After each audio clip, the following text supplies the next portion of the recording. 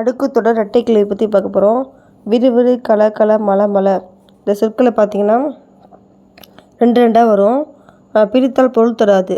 விறு விறு விறு விறு மட்டும் சொன்னோம்னு தான் அர்த்தம் இருக்காது. கல கல கலை மட்டும் சொன்னால் அர்த்தம் தெரியாது. மலை மலை மலை சொன்னால் அர்த்தம் தெரியாது. இது மாதிரி அசை சொற்கள் வந்து ரெண்டு ரெண்டாக இணைந்து வரும். பிரித்து பார்த்தால் பொருள் தராது.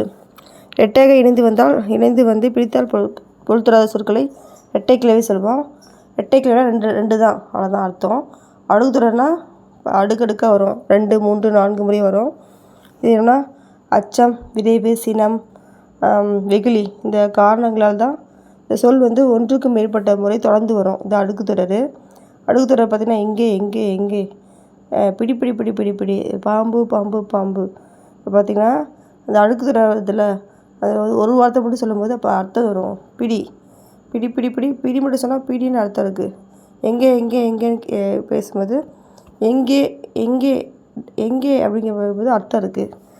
அது மாதிரி பிரித்தால் பொருள் தரும் தான் அடுக்குத்தொடர்.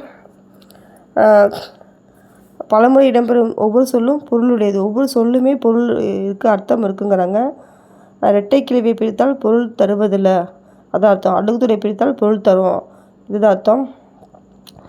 விரைவு, வெகுளி, உவகை, அச்சம், அவலம் இந்த காரணமாக தான் இரட்டைக்கிளவி வரும்.